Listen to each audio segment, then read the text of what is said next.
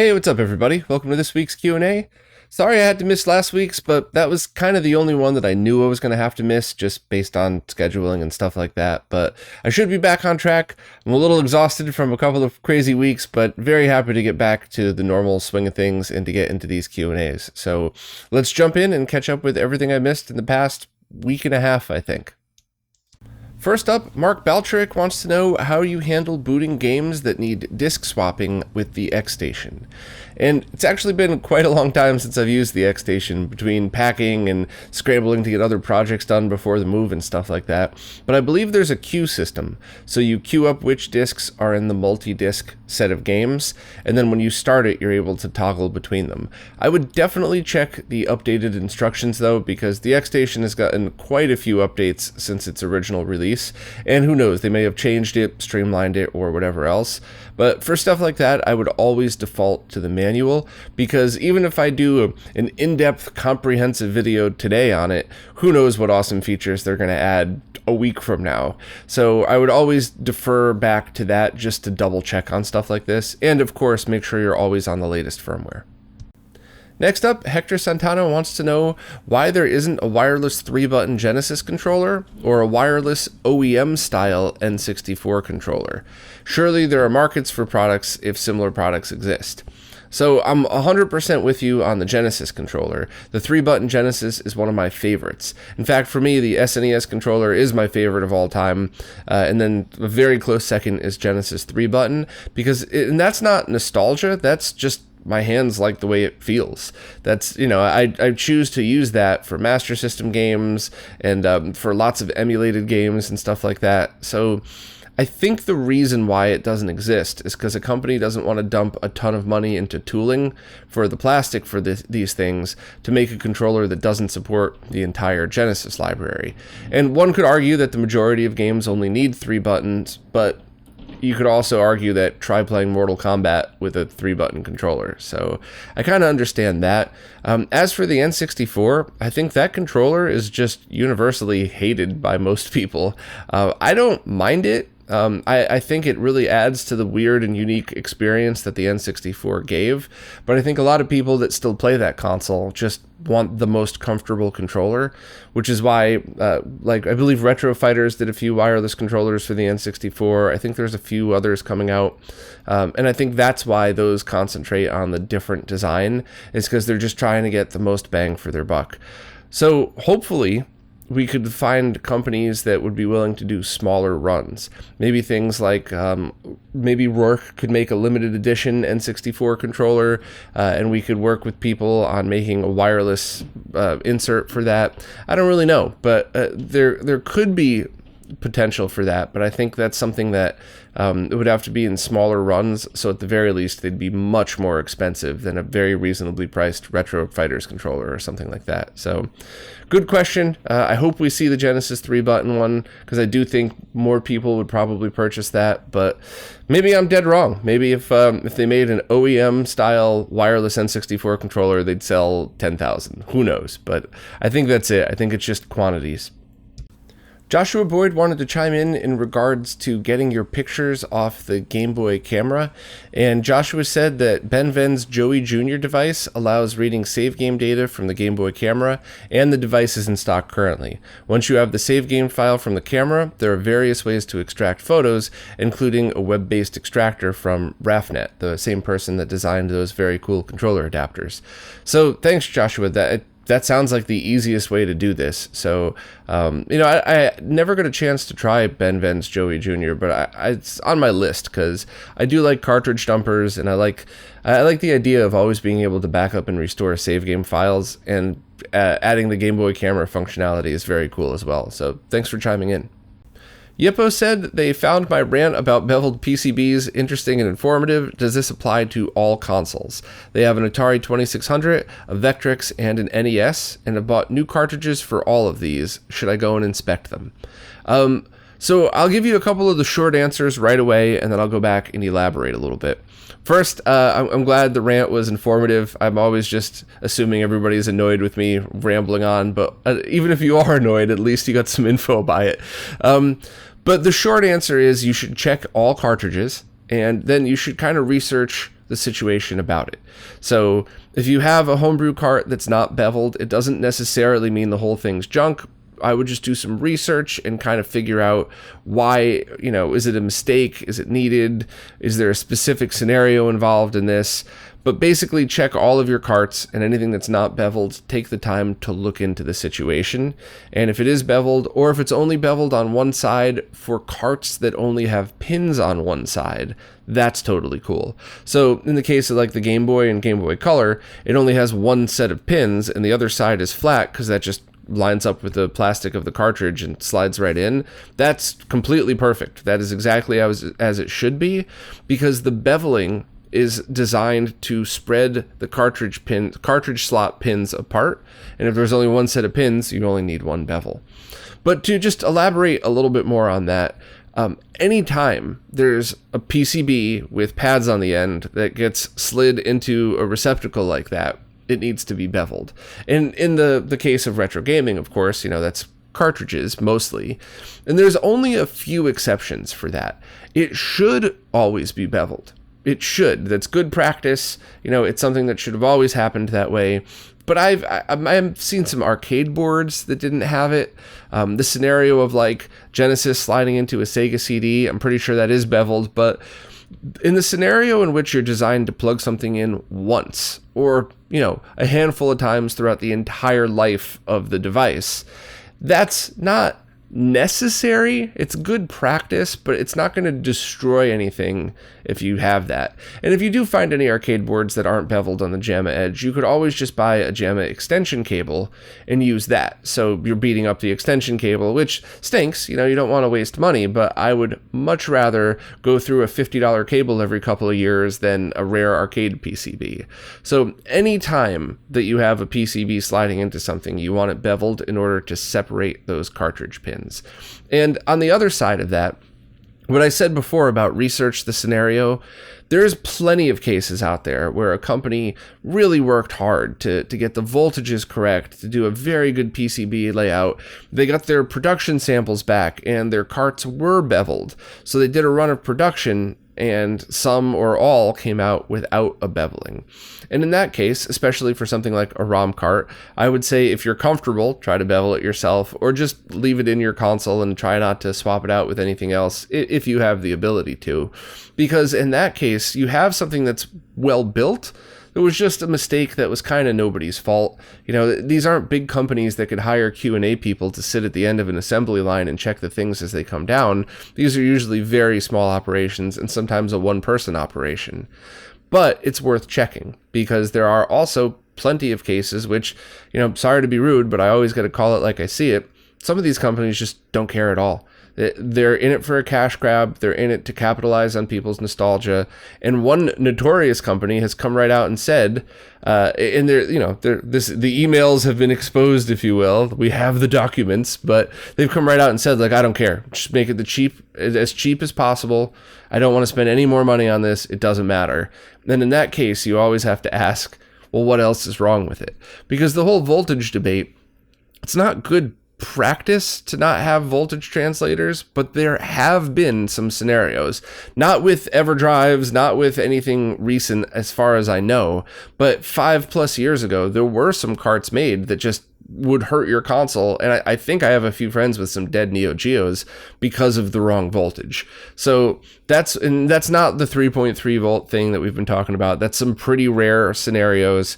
There's one NES cart and the original Neo Geo multis had that. But, the point that I'm trying to make is if you see something that looks off, do some more research, just because it might come back as, you know what, it was just a mistake. It's not that big a deal. I could fix it or work around it.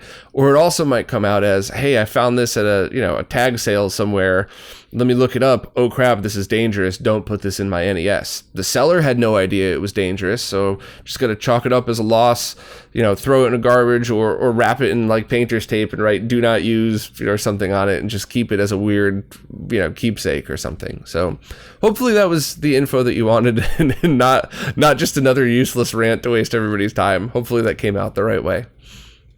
Alex S. wants to know, when outputting audio from consoles like the original Xbox, PlayStation 2, etc. to a 2.1 channel soundbar, is there any benefit of using the digital output over the already converted analog output? I would say with those two consoles, yes, and with other consoles, no, and it might actually make things not as good. So this is not an easy answer, but hopefully I can make it a quick answer. Consoles like the Xbox and PlayStation 2 that offered digital outputs. So the Xbox, you had to buy the box, but it was official from the factory. PlayStation 2 had the SPDIF output right on the back, and then pretty much everything with an HDMI output on it. They all were designed to output their audio that way. So by using digital output, you're removing any chance of analog hum or any kind of interference from unshielded cables or anything else like that. So with those, yes, I would say if it's easy for you to add that to your setup, I would do it. If it would require you to drop a lot of money to make that happen, no, I don't think it would be. I would rather have you spend the money on good shielded analog output cables or something like that. So that's for stuff like that. Yeah, I would use it. But the SNES SPDIF mod, for all of the consoles actually, Saturn, anything that you have to go in and mod it to get digital audio, then it becomes a conversation of, is this really the original audio? And it's not just the analog hum, which some would argue is part of what those consoles sound like. It's also the filtering. And this is something MD4A has really proved without a doubt, in that sometimes these consoles were built with filtering circuits in there so that it sounds a very specific way. Now, in the cases of like the 20 different motherboard model Genesis and Mega Drives, sometimes that filtering is just wrong or a mistake, or one engineer didn't talk to the other, or whatever it might be. So, but the point is, there could be some change in audio. And back before we had options like the HD Retrovision cables and the really good shielded RGB SCART cables and stuff like that, I always preferred to use my SNES with the digital output mod. Always. And I knew it did change the sound a little bit, but the clarity was just perfect. And if you're listening through a stereo, like especially a surround sound or a very good 2.1 channel sound bar, I did really appreciate the clarity difference. But once you start using really good shielded cables, now it's really down to opinion. Do you prefer the filtering? Do you want it the exact sound as the developers intended? Is that important to you? And that's really the great thing about audio, is while there are some absolute right and wrong answers to this stuff, there is totally a gray area of preference for a lot of these things. And it really just comes down to the person and what your ears and your tolerance are for these things. And it's exactly like video in that, some people could look at a calibrated BVM and look at a beat-ass old CRT in a city with RF and go, it looks the same. Well, if your eyes aren't that good, you're never going to notice the difference. I mean that respectfully. And the same thing, if your ears can't hear the difference, do whatever's the cheapest. So I know that was probably a longer answer than you were looking for, but I guess the shortest way to sum this up is, in my opinion, if your console natively outputs digital audio, I would try to use it if it doesn't cost too much, just because you'll get it exactly as the developers intended with no added interference. As for the older consoles, that's got to be up to you. There's certainly been some scenarios in which I preferred one over the other, but I don't know that I ever could have said this is definitely better or definitely worse. Although I'm sure the MD4A team would probably have more data for that. So I just wanted to give my opinions mixed in with the facts, and hopefully I made those both clear. Green Devil said they just fired up an old PlayStation model SCPH5501 that hasn't been turned on in years, and they noticed that the picture is pretty dark on their PVM, with video running through the original composite cable. By original composite cable, I assume you mean the Sony branded one and not a third-party one, but they said until their RGB cables arrive from Retro Access, they're not really sure what to do. They've connected other consoles to the PVM via composite and didn't notice anything out of the ordinary, so they're thinking it's either the old composite PS1 cable or maybe an issue in the console itself. So I've run into this, and I was about to start testing before I packed up, so I'll get back to it at some point, but I have a Saturn that outputs really bright composite video. And I think I'm using an original Sega composite cable. So I wanted to research into why that's happening. Is it something with the video circuit? Is a resistor or capacitor just old and gone bad? Or is it something like the cable is just junk? And it's weird because I put it on a scope and it didn't seem too bright. So there could be, and once again, this is a minute and a half of testing. I didn't have time to jump in, so it could be one of those scenarios where as soon as I get all of my equipment set up properly, I'll go, oh, that's the issue. But just for the point of your question, I don't really know what the issue is, and I need to dig into it. But it could be the cable, it could be something in the console. And I've seen two consoles just output different brightness levels. And this is something that we used to argue on the old Assembler Games forum about, but I've seen a scenario which two perfectly good consoles with the same cable look slightly different in brightness, and sometimes not so slightly. And part of that is component tolerance. So if you, and I've talked about this before, so I won't go too deep into it, but if you ever go to order resistors, you might see a tolerance. So 1%, 5%, 10%, you don't really see 10% as much anymore, and sometimes 0.1%. And what that means is if you have a 100 ohm resistor and it's 5% tolerance, that resistor might actually be 105 or it might be 95. And same thing, 10 or 1 or 0.1%. And all of these console manufacturers back then used to use 5% tolerance resistors and I think 20% tolerance capacitors. And I don't blame them one bit, because back in the day, you would have never been able to tell the difference between the two. And something that's, 20 cents or 30 cents difference per console times millions of consoles would lose that company millions of dollars for something that not many people would even notice, if any. So I don't blame them for that, but it is absolutely an explanation as to why two consoles might not ever look the same. And Voltar and I did this where we tested like 10 SNESs on a live stream one time, and one of them, the one that looked by far the best, was the exact same model as the rest. The serial number was within a few thousand of the rest, and our guess was that the components just happened to land perfectly, and that's what it was. So it could be a whole bunch of different things, but I would definitely just start by trying your RGB cable and then see what happens after that, and hopefully it's just, it fixes itself with that. But I will look into this deeper with the Saturn, and hopefully I'll be able to find some kind of definitive answer. Because I know a lot of times over the years I've kind of skipped over composite because, the quality is less than RGB. So I figured if I'm going to spend time on quality, go with a higher one. But I've swung back around now because there's absolutely a need to get good quality composite video for people. So hopefully I'll have a better answer within a few months for you based on the testing with the Saturn that I'm going to do. The Schwartz wants to know if I'm aware if the blinking light Win replacement connector for the NES 72-pin connector will be reproduced, or is there any other replacement like that? They're getting tired of boiling and cleaning and replacing theirs over and over. They're fond of the front loader design since the front loader was the style they grew up with. Me too, and I have no good answer for you. I'll just skip to the end right there.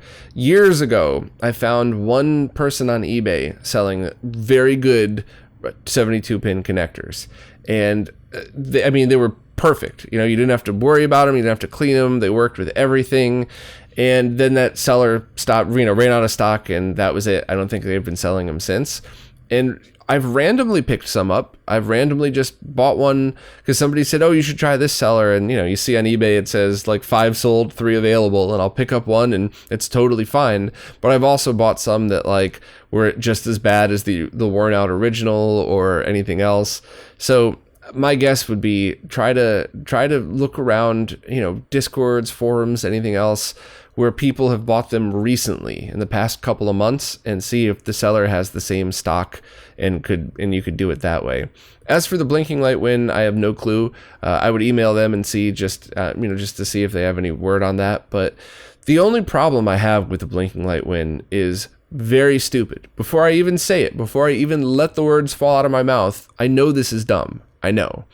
But if I'm going to use an original NES versus the Mister or any other way of playing NES games, it's going to be for testing for RetroRGB or for nostalgia. So When I play that NES cartridge, I want to put it in, I want to press it down, I want to close the door and press the power light. I don't want to just slide it in and have it, have it stuck stationary with the blinking light win. I know that's dumb. I know it, but it's just my preference. So I bought one, I tested it, it worked great, but I sold that NES years ago and I wouldn't get another blinking light win for that exact reason, because with so many other amazing options to play NES ROMs and with even the AVS to play NES cartridges, if you're going to do something that's not the original, or if I'm going to do something that's not the original, sorry, I'm not trying to tell you what to do. If I'm going to do something that's not the original, it's going to be, I would rather just go with the AVS or something else. So it's just my opinion on it. Do whichever you'd like. Hopefully the blinking light wins will get back in stock, because a lot of people really did like those. And I did test and prove that they do work excellent. So, but yeah, that's just kind of my thoughts on it. If you really want a blinking light win, I would email them and see what their plans are. And if not, just ask the community where they've been getting their 72-pin connectors recently, and hopefully somebody has a very good choice for you, so you don't have to worry about having to buy a new one every month or something. Bowie has a question that I think is going to trigger a whole bunch of people. So if you are sensitive to chroma discussions, please skip to the next section. You have been warned. Bowie wants to know, what is the issue that some people have with the chroma handling of RetroTINK products? And I have two answers to this, and each kind of have a little explanation necessary. The first, with the RetroTINK 2X line of products, those compress the colors pretty much throughout the whole chain. And it is something that most people could notice if you have, like, if you buy two brand new monitors and, a RetroTINK 2X and an OSSC, you set the OSSC to 480p to match the resolution so it's fair, you would be able to tell the difference side by side. You could tell, you could see the colors, you could see the clarity. If it's not side by side, like if you put one in one room and then had to walk into the other room, maybe most people could probably see it.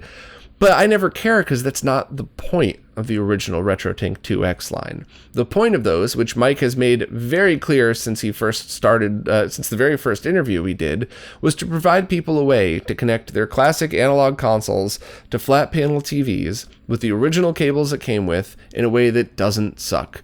Because before the original RetroTINK 2X, your only choices for composite in S-Video were the FrameMeister, which is good, but very expensive, or those garbage solutions that were designed for VHS tapes. And respectfully, if you're using it with VHS tapes, they're excellent solutions. Cheap, and they work great. But they're garbage for video games because they were never designed for those signals. So it's, it's like calling a little hatchback car garbage for being used as a pickup truck, because it was never designed to be used that way. So the RetroTINK 2X line of products, and towards the end with the M and the 2X Pro, did add some very awesome features that I thought added to the experience, but it was never, ever the intention of Mike to make the best, clearest, sharpest product ever. The intent was always, how good can I get this at the cheapest price point possible for something that's designed for video games?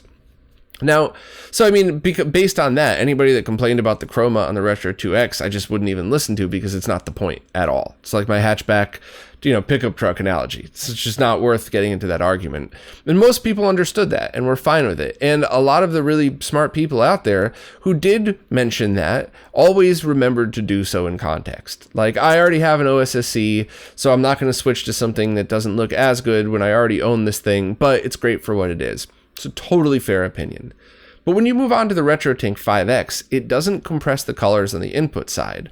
It only compresses it when you get to the HDMI output side, and after the latest few updates, not even in every scenario. A lot of times it passes it straight through.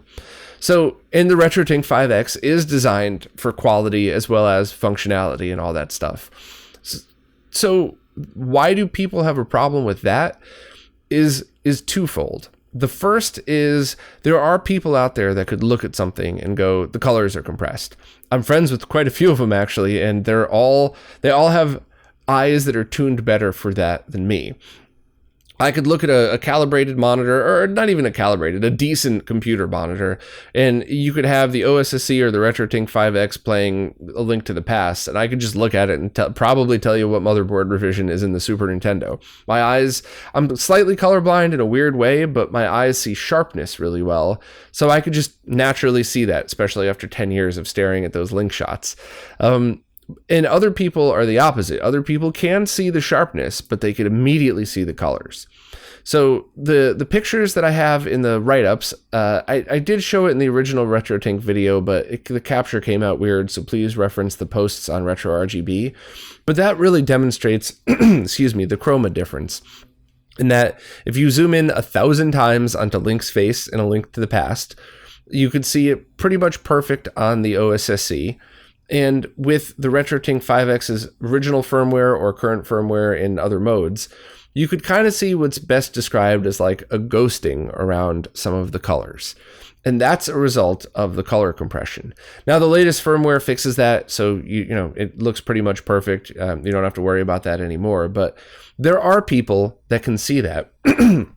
Sorry, let me get some more coffee here. But it's not just about seeing the ghosting, it's about how your eyes perceive the whole screen. So much like me with sharpness, no, I cannot, as I'm playing A Link to the Past and swinging my sword and running around, see the exact detail around Link's eyes. But the overall sharpness as a whole, if you're playing on a nice OLED TV or a calibrated BVM or something, you could really sense that. You could sense the details of everything versus some blurring on like the non-one-chip models or whatever else. And it's something I could definitely tell the difference on. And it's same thing with the chroma stuff. People with those eyes can look at it, and while they probably can't see the exact thing that I zoomed in on, the overall feel of it does seem a little different, and they can notice the difference. And it's not about it's making the game worse, it's that sometimes if you can't unsee something, so it becomes distracting to your eyes. So I totally get that. I think the RetroTINK 5X was a complete, perfect, happy medium between functionality and performance. Obviously, Mike's been killing it with the updates, and there's some more coming, by the way, that are even more impressive. So I think if you step back and you take in the RetroTINK 5X as a whole, and you look at everything it provides and not just does it compress the colors or not in every scenario, I think you'll find that it is pretty damn amazing. Unfortunately, though, and here's the trigger point that I warned everybody about before. Whenever you have very smart people talking about stuff that they truly understand and making a stink about it, other smart people who are familiar with that thing they're talking about will understand what they mean, and it will get what their intent is.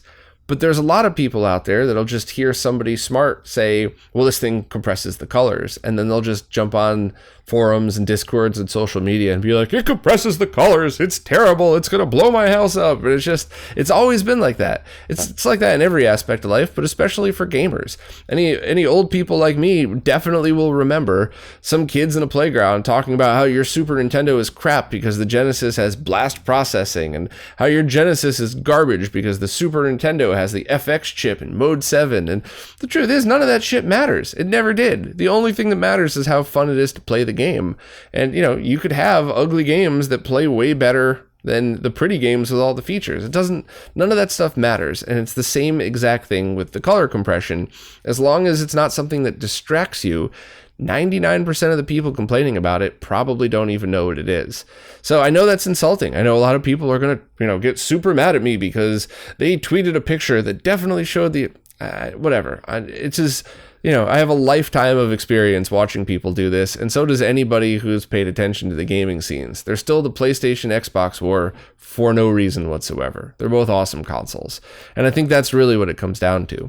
It also is people who just bought an OSSC who feel, who feel left out because they bought that first, or mad that the RetroTINK 5X came out. There's all that weirdness that you always see, and you just gotta kind of take that into consideration. So, I didn't really mean for this to be a 10-minute rant, but I did want to kind of clarify the differences between the two, why color is, more of a big deal on one than the other, and really just clarify that a lot of the complaints you hear are from people that just don't understand what they're complaining about. or they just enjoy trolling. So, I hope, though, I was pretty clear about the people that can see the difference and how they're not trolling, but they're just talking about it in a different context that a lot of other people might not understand. The last thing you mentioned, when dealing with consoles that are already compressing the color, does it output losslessly, or is it like when somebody tries to compress the same song twice? It's a good question. My guess is that you probably wouldn't be able to tell the difference at all, and it's probably not like double compressing, but that's something that I'd rather defer to the experts, but I sure as heck wasn't able to see the difference. And lastly, what's the problem with the aspect ratio? There is no problem with the aspect ratio at all. Anybody that says there is probably doesn't know what they're talking about.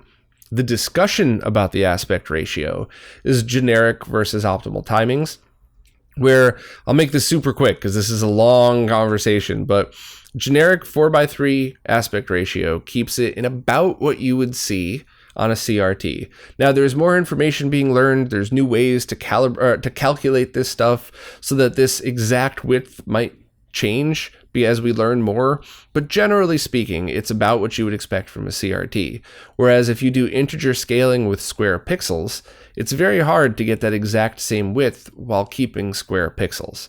So it just so happens that 1080p 5x mode with the 256 pixel games like Super Nintendo, you could do it in a way where it's very close to the original. It might be a little too wide, but I think it looks amazing.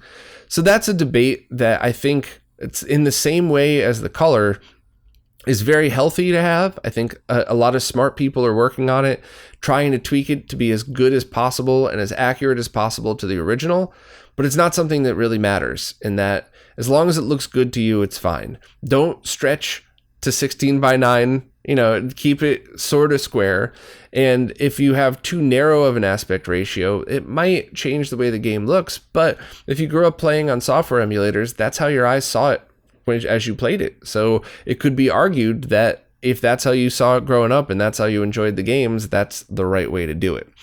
So that's definitely a debate for another time, but hopefully I kind of put all that stuff into perspective. I definitely talked too long about that. I just wanted to make sure to be as respectful as possible while only putting down and insulting the people who really knew they were trolling the whole time they were talking about that. So hopefully that came out the right way. Well, if not, we'll see. I'm sure I'll hear about it in the comments if I got that wrong.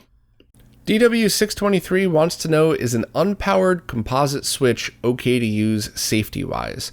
They're plugging 6 different consoles into it, only using one at a time, and it's running to a consumer-grade CRT. I'm assuming only one output at a time. So the switch that DW623 showed is a manual switch, push button, that selects between 8 different inputs. So from a safety point of view, that is perfectly safe to use. It does not matter that it's unpowered because it's doing the PCB version of unplugging and plugging for you. It's not like it's splitting the outputs. There's only one output on here. And it's not trying to do anything to the signal other than switch it. So from a safety point of view, that is 100% safe, and it would be the same if it was component video, RGB, S-video, whatever else. Any manual push-button switches like that only offer one output, or like the otaku says, use one output at a time, completely safe to use. The only thing that might happen is if the PCB is poorly routed, you might get some interference. But since you're already using composite video, you probably wouldn't notice it. The worst thing that might happen is a little bit of buzz on the audio side, or a lot of buzz, but you would hear that right away. So I think in the situation that you're talking about, this is a perfectly good switch to use. The only time I wouldn't use something like this is if you're using, well, let me back up for a minute. The only time I would question using something like this is if you're using component video or RGB, and the only question would be, does it add interference? So it's still, from a safety point of view, perfectly fine, but the only way to do that would be to try it. So if you find yourself a very cheap manual push button unpowered switch, plug your console directly into your TV, play 3 or 4 minutes of your favorite game, then connect it through the Switch and play the same 3 or 4 minutes. And if the audio doesn't sound terrible and the video doesn't look bad, you're totally good. So from a safety perspective, 0 issues. From a quality point of view, could be either way, but you never have to worry about safety, which is also why I strongly recommend getting stuff like that for people who are just starting out and don't know how deep they want to go into this, because you could drop not too much money on something, get a perfectly acceptable solution, and then if you ever want to upgrade or tweak things or anything else, it's not like you'd lost a lot of money and you could always use this for other stuff. So very good question, but that Switch should be perfectly safe to use. Just don't use a Y cable on the video output for that. Don't split it to 2 TVs. You would need some kind of powered amp to do that. Lewis F96 said they bought the Sega Genesis collection on Steam and they'd like to create some repro carts of some of the ROMs for their own personal use. However, they're afraid of the beveling issue that we've been talking about. Do I know of any reputable sellers that offer PCBs that are good quality? So Crix used to sell those, and they were correct voltage, good quality, beveled edges, and I just checked the website, and I don't see them up there anymore. So I don't know if he's just out of stock and waiting to restock them, or if he decided not to make them anymore, but unless I'm remembering very incorrectly, not only did he sell the cartridges for that, but he also sold the programmer. So I would check in, and maybe some EverDrive distributors still have some in stock, but I would start there because a few people I know used those and they were good quality and had no complaints at all. So I would start looking through those, and if not, maybe just kind of check out any of the Discords or Sega16.com or any of those sites that are Genesis focused, where people make stuff like that, and hopefully they'd be able to point you in the right direction. Lewis also said, hope your move is going smoothly. As smoothly as something this crazy could possibly have gone. Yeah, I'm pretty exhausted from it, but all in all, everything was fine. So thank you very much for asking, but I'm pretty sure everything's falling into place, let's just say. Louis Cesaron says, you're looking happy and healthy, Bob. It's great to see, mate. F*** you too, Louis. A couple of questions from Jason Guffey. First, they got around to ordering a Model 1 Japanese Sega Saturn and a Fenrir optical drive emulator, and we're just wondering if there's anything to worry about with a foreign console. So the first is always power. I would open it up and double check to see if the internal power supply is one that could handle a different range of voltages. Many can, some can't. So it should be written right on the PCB, or if not, you could look up the model number. Worst case scenario, you could try to find an internal power mod. The one I used for the Sega Saturn, I just helped out a friend get, has a universal PSU in there, and everything seemed fine. But when it comes to power, I'm always paranoid, and overly paranoid. I totally admit that, but it's for the best. So I would see if the original PSU could handle it first. If so, great. If not, then look into one of the other solutions. And although it's probably going to be fine, or possibly even more efficient with newer components and stuff like that, I think that's a good thing to be paranoid about. The other thing, do you need to use a JP21 cable because it came from Japan? Good question, but nope. The pinout is the same, so you should just be able to use a standard Saturn RGB cable on that.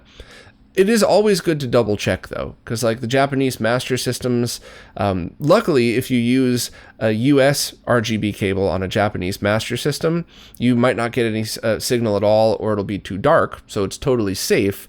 But the opposite, if you use a cable designed for the Japanese master system on a US, it'll be too bright and you'll send too much voltage. Luckily it'll be so bright that most people would be smart enough to immediately turn it off, but that's something to worry about too. So it's always good to double check, but 99.9% sure that the Saturn should be fine across all regions with the same RGB SCART cable.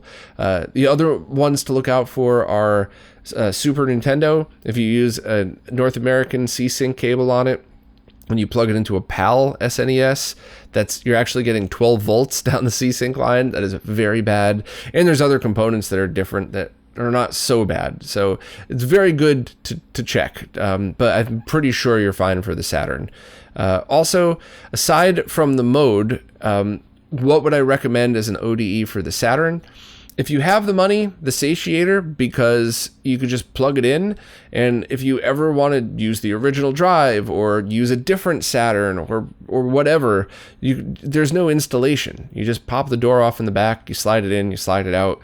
So, you know, I'm always a huge fan of ODEs where you could keep the original drive as well.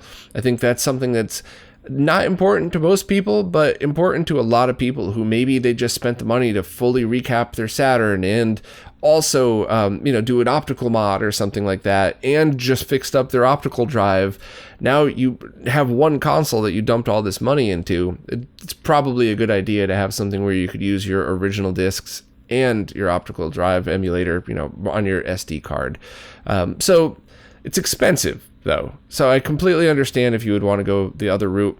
My other suggestion is always the Fenrir, because it's very cost effective for what you get. It's not cheap. None of the stuff is cheap, but it is much cheaper than the other options.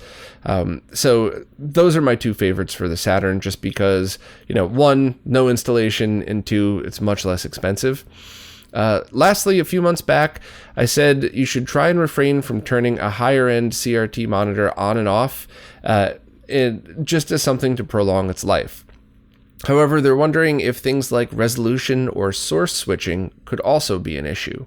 They frequently scroll through resolution options on a RetroTINK 5X or their PC, and they're using things like an automatic VGA switch, so it likes to jump from one source to the other, sometimes requiring to switch resolutions around. Is this bad for the CRT? So that's something that I'm not really sure of. It's not good for the CRT, but it might not necessarily be bad for it, because I believe what's happening is you're changing the power supply as well as the resolution that you're sending this the tube itself. So there's a lot of changes happening, and they're obviously designed to be able to handle this. Otherwise, all of these monitors would have been dead after, you know, a handful of times switching resolutions. Or, because remember, with PCs, most of them powered up in 640 by 480 and then switched to whatever your target resolution was after you booted, and then would also switch resolutions after you boot your game. So they're definitely designed to be able to handle this. But it's just, you know, if you could avoid unnecessary resolution switches, probably for the best. But if it's unavoidable, like the situations you just described, I wouldn't worry about it so much, because if that was something that was killing CRTs, we would have seen them die a lot quicker. I guess that's just one of those back to good practice type of things. So I wouldn't just for fun be toggling resolutions all day long. Not that you would do that, but so yeah, hopefully that, like, that's kind of a gray area thing where I wouldn't worry about it, but just try not to switch so often if possible. And if anybody has any other thoughts on that, you know, I'm always open. You know, my opinions on these things are constantly evolving as I learn new things. So, you know, if you have any other thoughts on that, please let me know. But I think that's a pretty decent and safe answer. Paulo Passati wants to know if I have any news or updates on the OSSC Pro project. I was able to try one out a few months ago. It's looking great. It's still in progress, and I think one of the biggest hurdles is the same that everybody else is going through, and that's the component shortage. So I would probably just not count on that happening this year. I could be wrong, but I wouldn't count on that in 2021. I would probably count on, you know, maybe 6 months or something. I'm just guessing here, though. I haven't talked to Marcus in a while. For all I know, he's got everything done and he's ready to go, but that's just my guess based on everybody else's part shortages and everything. But it's looking pretty cool, and I'm certainly looking forward to trying it out whenever it is available. Andrew said, on the topic of scan lines, they heard the smaller a CRT is, the less visible scan lines are. So that's mostly true. Basically, you're jamming more information into a smaller space, so there's less space between the lines that are drawn.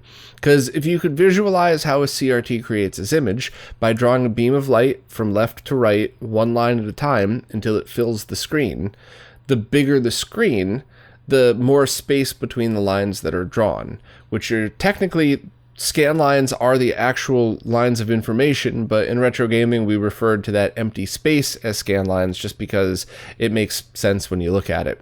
So the bigger a CRT is, the more space between those scanned lines of data, which means the smaller the CRT is, they're squished together more. Now, you'll always, depending how close you sit, you should always be able to see the difference between the mask of a CRT versus a flat panel TV, but it's less noticeable with a higher line count CRT, like some of the crazy BVMs, or with a smaller CRT. And the look of that is really up to your eyes. For me personally, I've found that I prefer a high line count CRT, higher than your average consumer grade CRT, but not a super high line count jammed into a 14-inch screen, because I want to see more of the definition of a CRT, because it does get a little flat panel like when you get to a certain point. But there's also different scenarios. Like, I personally think N64 looks absolutely amazing on like a 13-inch TV, whether it's consumer grade or pro. I think the graphics just cut through perfectly with the CRT's mask at about that size. I think for light gun games, I want the biggest CRT possible. Even if you could fit your hand over one of the blank scanline areas, I just think it's worth it to just be able to have an awesome giant thing to shoot at. So you also talked about, you were thinking about grabbing one of those silly 13-inch SpongeBob CRTs, but they'd like to look for a larger one if needed in order to get those scan lines. My honest suggestion to you would be get any CRT you can that's in decent condition. Make sure it's not yellowed and it turns on and everything, and just kind of start from there, because you could still get them for free or near free, and just see where you're at. Grab a 13-inch, use it with composite video, and you might not ever really need anything else, especially because you said you're looking to eventually grab a RetroTINK 5X. So in that scenario, you probably have a nice big flat panel TV that you could connect your RetroTINK to. So now you have a good quality gaming experience. And if you just want the look of a CRT, composite or even RF, depending on where you live, on a CRT is just an awesome experience. And you might not need to RGB mod it or to go crazy. You might still want to. We're mostly nerds listening to this, and this stuff is exciting on the tech side as well as the gaming side. But as far as an overall experience goes, you might just like any CRT, which is why those SpongeBob CRTs are kind of fun, because now you have something that aesthetically looks different and neat, as well as provides a function for when you want a CRT experience. So that's kind of my overall thoughts for that. And everybody's eyes are going to be different. Some people, I've heard people say that they absolutely hate the way Sony Trinitron CRTs look versus the Shadow Mask style. I assume there's not somebody who grew up with CRTs. They're probably people who were born in early 2000s or something like that. So it's, there's no wrong answer. It's just really what your eyes prefer. So I would kind of just, look around and see. So hopefully I pointed you in the right direction there. Mike Strobel is running into a pretty interesting problem with their Geo AES Model 3.4 and the RetroTINK 5X. The MVS Neo Geo consoles Mike has seems to work fine through the 5X, and the AES works fine through the 2X SCART, but not the 5X when plugged directly in with an RGB SCART cable. However, it will work with a 5X if they go through the RetroTINK transcoder and then send it component video. So first of all, thank you for already doing all of the testing and checklists that I would need to answer the question. So that normally would be my answer to you is test all of those things. You already thought of it all, so awesome. So I think what's going on is just a sync issue. And Neo Geo consoles, especially the AESs, are known for having weird issues like this. And they're different between each model revision. I don't remember. I'm sure I've worked on a 3.4, but I just don't remember off the top of my head. The most common ones that I've worked on are the 3.6s, because those are the ones that have very bad video output, as well as some sync issues. So my suggestion to you would be a couple more things to try. First, how is the video output on the 3.4? Is it clear when you go through the transcoder? Does everything look the way that you would want it to? It's probably not going to look as good as a quality MVS through a good supergun like the Open MVS kit, but is it good? Are you happy with it? If that's the case, either continue using it through the transcoder or pick up a set of HD Retrovision cables and the adapter. I believe Castlemania sells them both. I'll try to link if I could remember to do so. But if that's the case, then maybe just switch to component video for that one and just call it a win. Now, if your 3.4 is having video issues like the 3.6s, then I would say maybe consider bypassing RGB from the CXA encoder to go directly to the output. This is a reversible mod, but it's not necessary if you have quality output, at least in my opinion. But in the case of a 3.6, like if you said you had a 3.6, you probably would also have this weird checkerboard pattern across the screen that totally kills the look of it. And if that were the case, I would say consider bypassing from the original DAC, skipping the CXA and going directly to the output pins with some resistors and a circuit in there. I have the guide up on RetroRGB for that, because that could improve the sync output as well as clear up your video problems.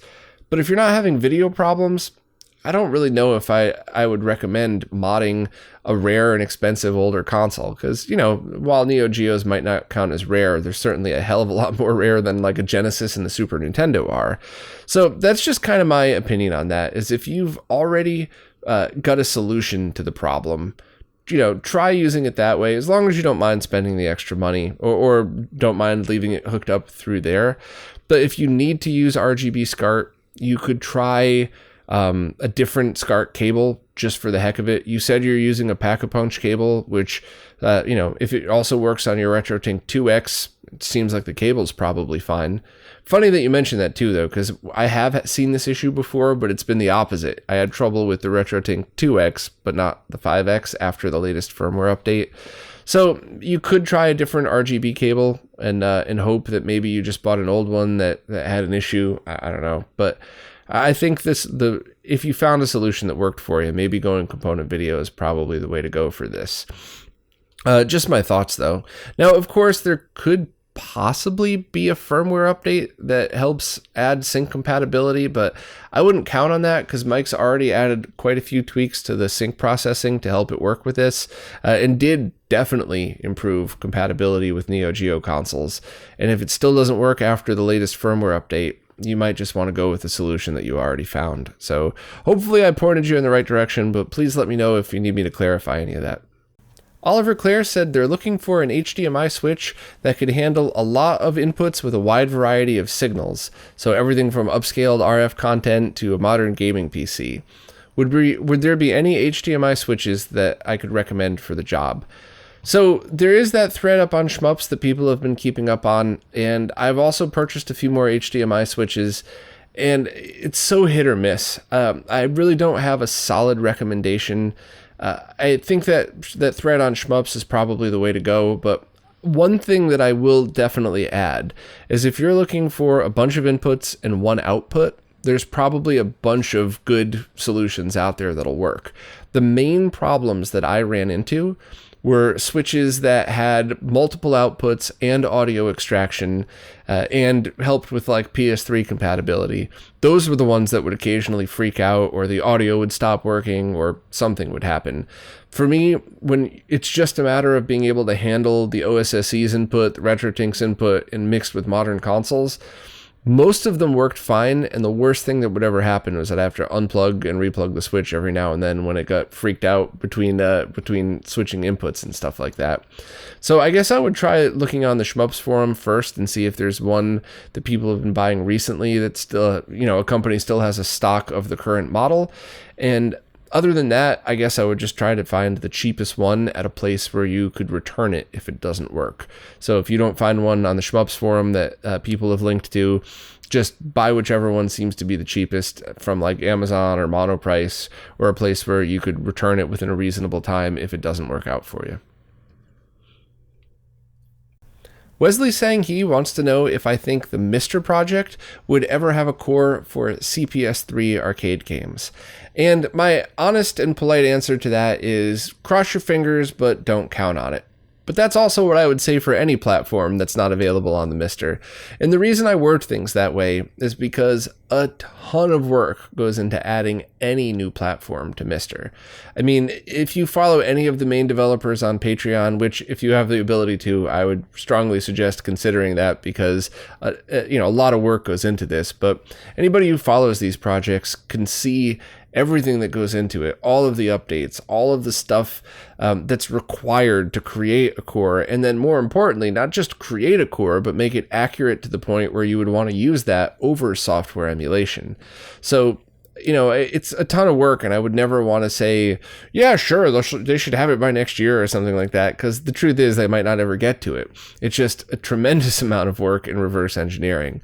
So my suggestion to you for CPS3 would be to look for any games that have solid ports on other consoles.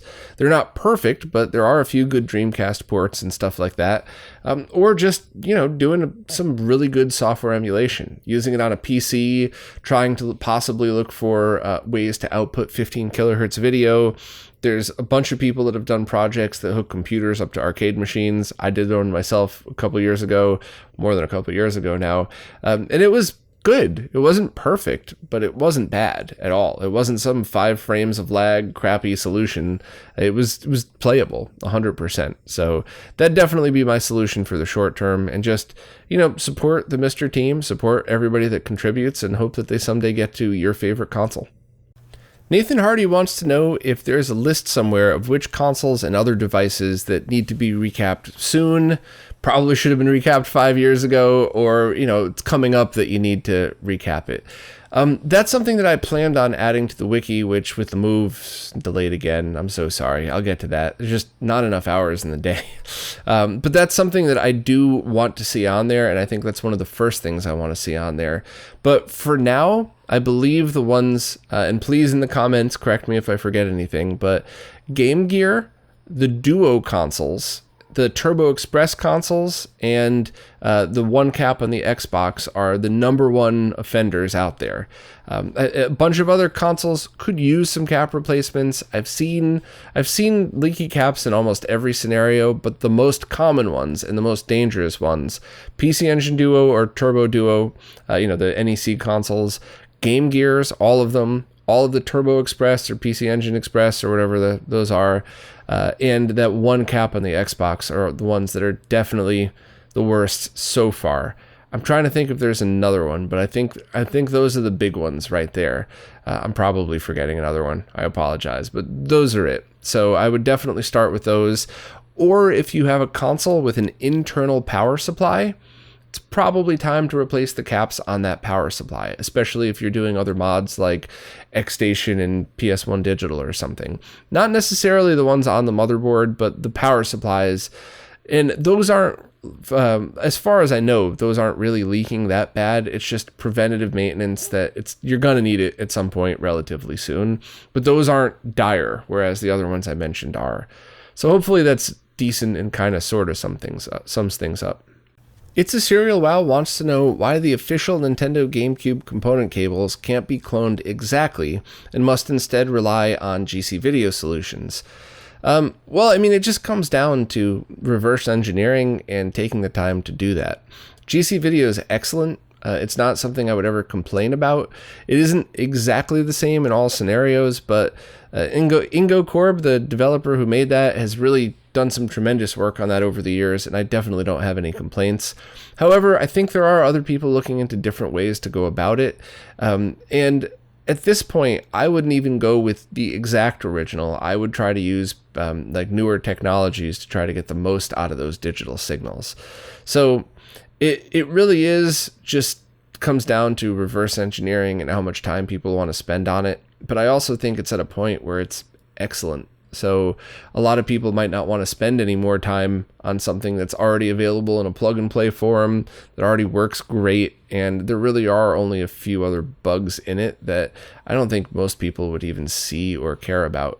Going back to the long Chroma rant before, like, it's one of these things that I don't think your average person would ever notice whatever bugs are left over.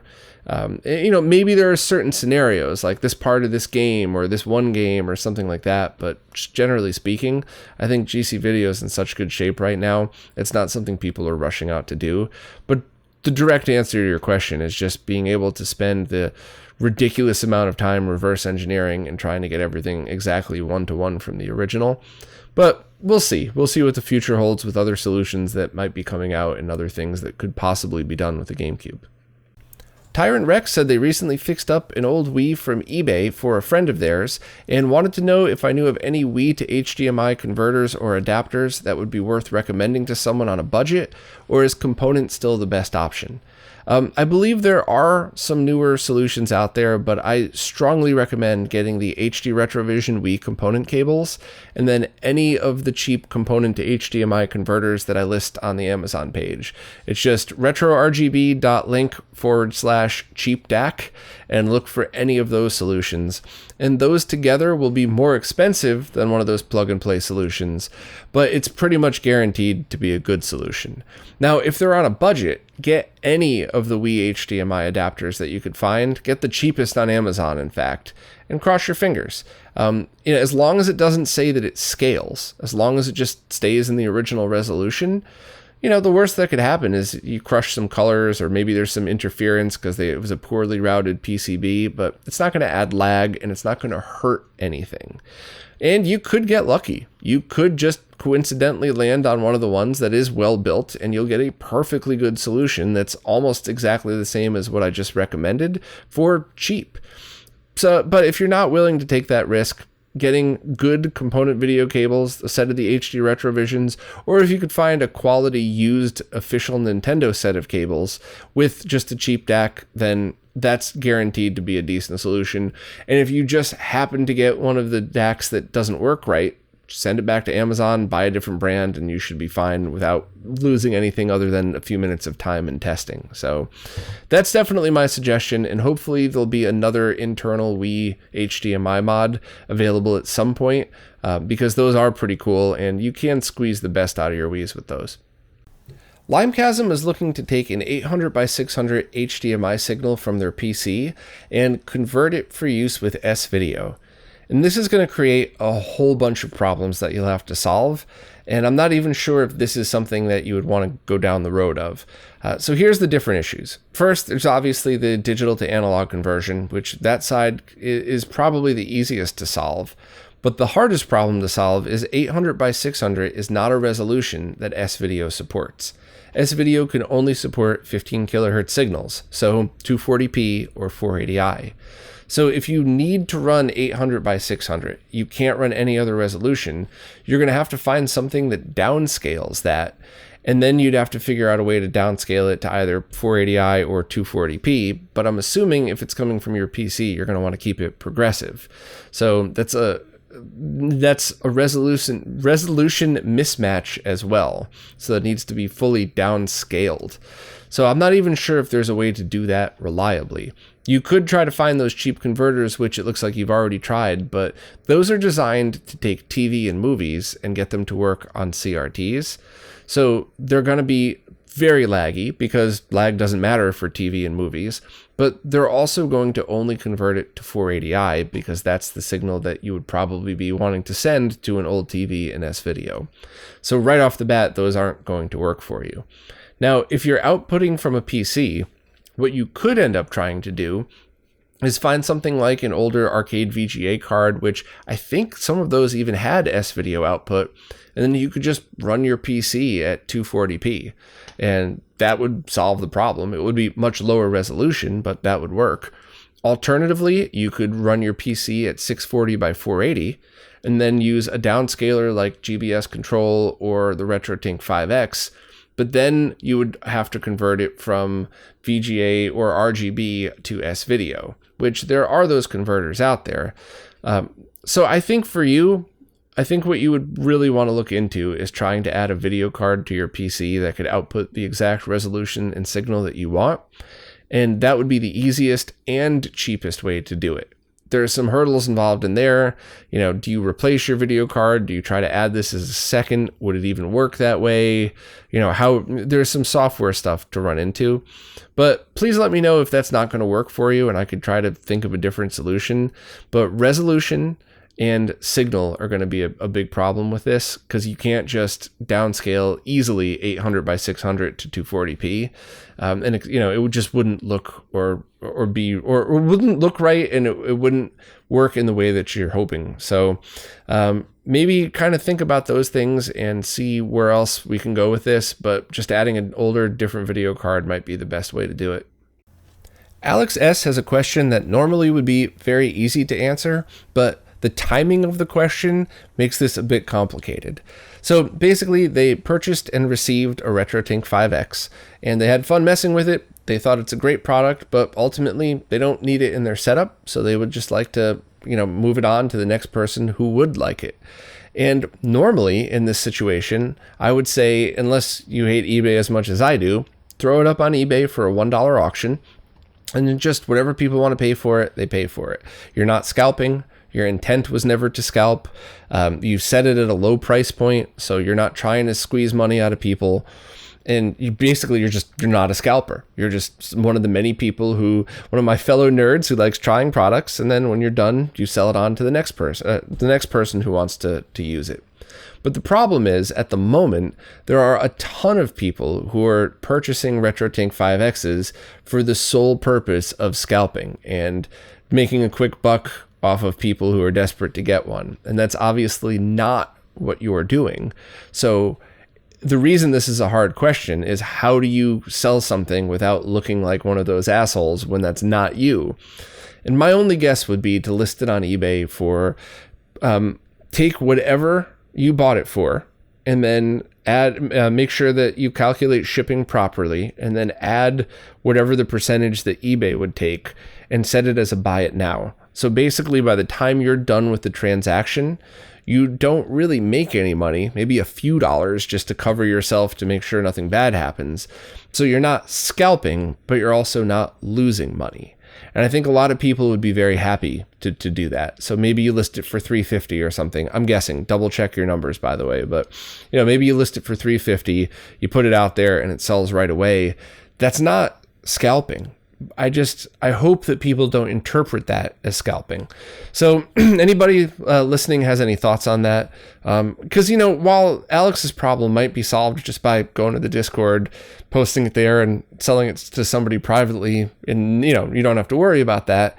This is a question that definitely deserved taking the time to talk about it, because what do you do if you're just a good person who's done with the product, but it happens to be something that people are scalping? How do you get it out there and get it sold without looking like one of those other people? So, I'm interested to read people's comments on their thoughts on that stuff, but I think putting it on eBay for exactly what it's going to cost you is a good way of doing it, or just going into private Discords and selling it personally is probably another good way to go about it. Well, that's it for this time. Hopefully I'm all caught up and everything's going to swing back to a normal schedule from now on, until the next crazy thing happens. But thank you all for your patience. I'm very sorry for missing that 1 week. And of course, and as always, thank you to everybody who supports in any way, because your support is what's keeping this channel and all of the crazy behind the scenes research, as well as the podcast, the website, and everything else alive. So thank you all so much, and I'll see you next week on time.